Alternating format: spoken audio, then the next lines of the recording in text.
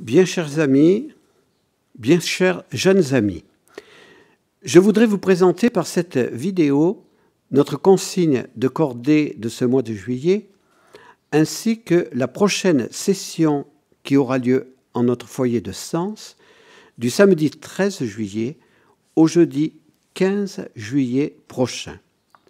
Cette session se vivra au cœur de l'année de la foi et dans le contexte de la loi Taubira qui continue à diviser la France.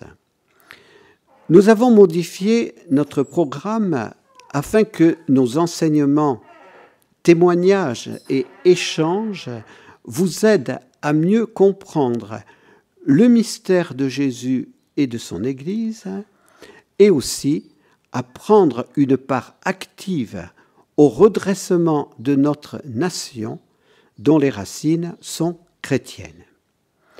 Notre consigne de cordée vous donne déjà l'orientation que nous voulons donner à cette session importante. En avant, soyons courageux, allons à contre-courant et soyons fiers de le faire pour participer avec Jésus à la nouvelle évangélisation. Cette consigne est tirée des paroles de notre pape François au cours de l'Angélus du dimanche 23 juin dernier, 4 jours après la condamnation injuste de Nicolas et les interpellations de plusieurs centaines de manifestants de la Manif pour tous, des veilleurs en ces dernières semaines en France. Je cite notre pape François. « Combien de personnes paient cher leur engagement pour la vérité ? Combien d'hommes justes préfèrent aller à contre-courant pour ne pas renier la voie de la conscience, la voie de la vérité ? Des personnes droites qui n'ont pas peur d'aller à contre-courant. Et nous ne devons pas avoir peur.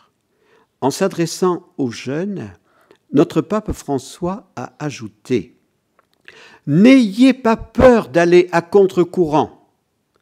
Quand on veut vous voler votre espérance, quand on vous propose ces valeurs qui sont avariées, des valeurs comme un mauvais repas, et quand un repas est mauvais, il nous fait mal. Ces valeurs nous font mal. Nous devons aller à contre-courant. Et vous, les jeunes, vous êtes les premiers. Allez à contre-courant et ayez cette fierté d'aller justement à contre-courant. En avant, soyez courageux et allez à contre-courant et soyez fiers de le faire. Comment ne pas voir un lien entre ces paroles de notre pape si courageux et les événements actuels en France? À la suite de Jean-Paul II et Benoît XVI, notre pape François nous appelle au courage. Il utilise la célèbre expression du bienheureux pape des jeunes « N'ayez pas peur ». Le dernier grand appel de Jean-Paul II, dans son dernier livre « Levez-vous, allons ». Et dans le dernier chapitre de ce livre, Dieu et le courage, est plus que jamais d'actualité en notre nation, la France, fille aînée de l'Église. Je cite Jean-Paul II. « Le manque de force est le début de la défaite. Pour un apôtre, le témoignage rendu à la vérité est essentiel et cela exige toujours la force. La plus grande faiblesse de l'apôtre est la peur. C'est le manque de foi dans la puissance du Maître qui réveille la peur. Cette dernière oppresse le cœur et serre la gorge. L'apôtre cesse alors de professer. Reste-t-il apôtre ? Celui qui se tait face aux ennemis d'une cause enhardit ces derniers. La peur de l'apôtre est le premier allié des ennemis de la cause. Par la peur contraire à se taire, telle est la première besogne de la stratégie des impies. la terreur utilisée par toute dictature est calculée sur la peur des apôtres. Le Christ ne s'est pas laissé terroriser par les hommes. Sorti dans la foule, il dit avec courage « C'est moi ».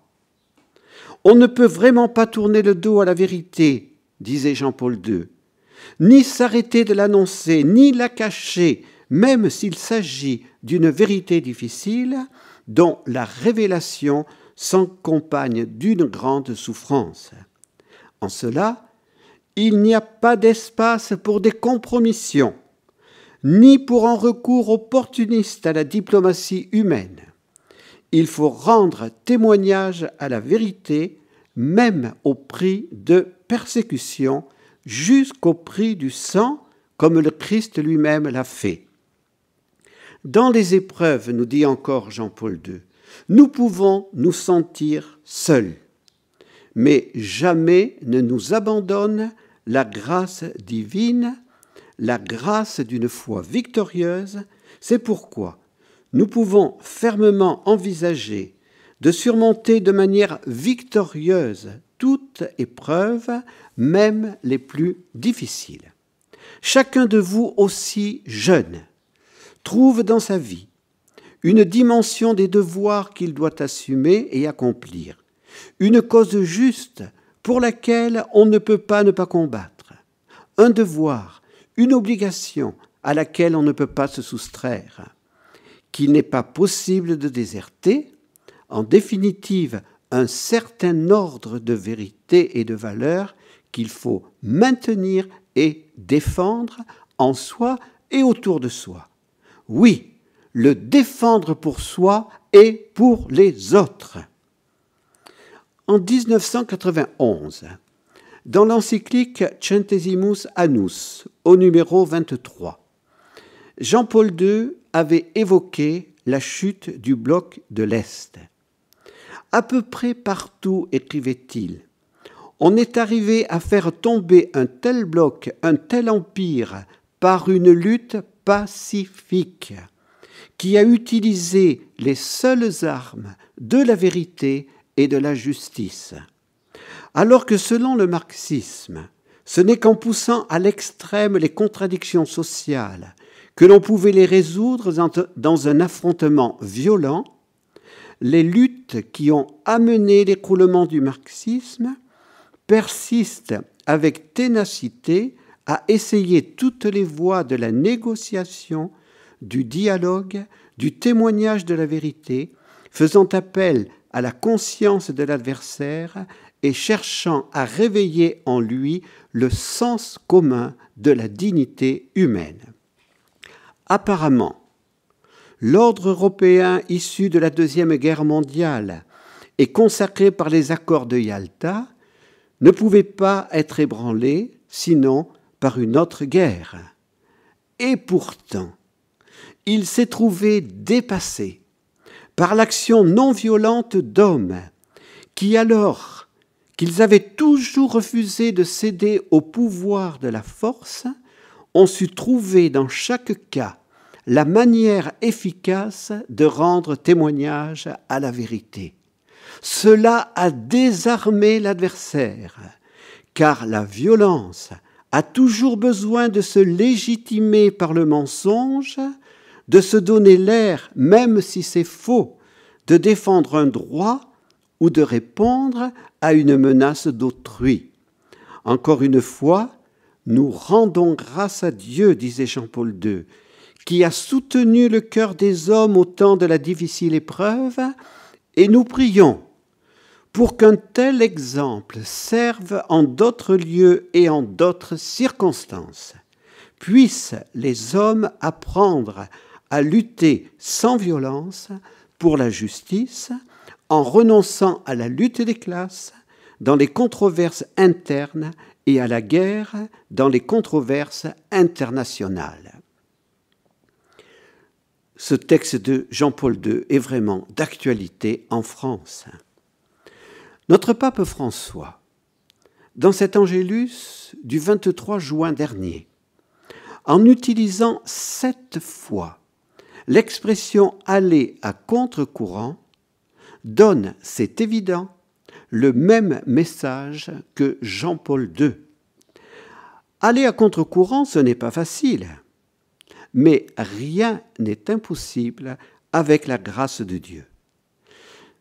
Il faut, ne l'oublions pas, être un poisson vivant pour aller à contre-courant. Les poissons morts, en effet, se laissent emporter dans le sens du courant. Vivant de Jésus, nous serons des poissons vivants en son Église vivante et jeune.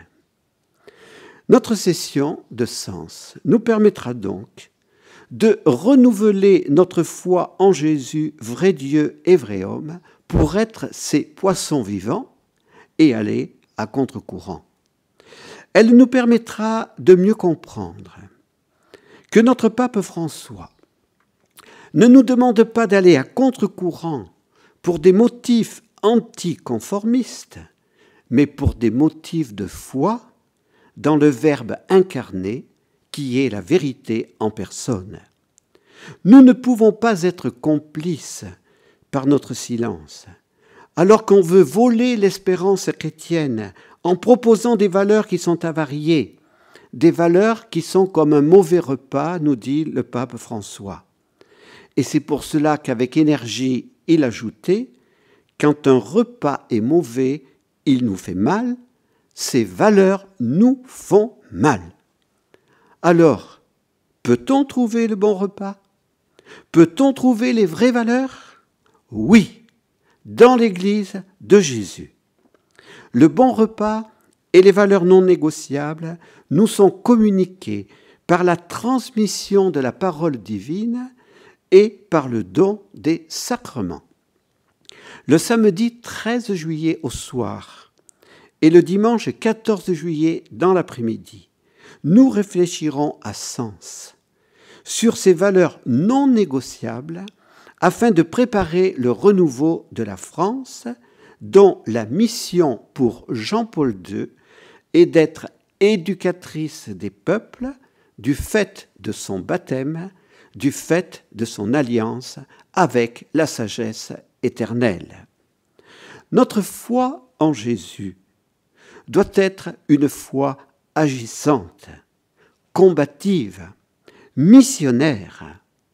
La foi n'est pas une drogue, un opium, comme le disait le marxisme, un opium qui endormirait les croyants et les empêcherait de transformer le monde. L'Église, depuis ces 50 dernières années, ne cesse d'annoncer la civilisation de l'amour. Oui, nous en avons la conviction, la foi peut transformer le cœur des hommes qui pourront alors édifier cette civilisation de l'amour.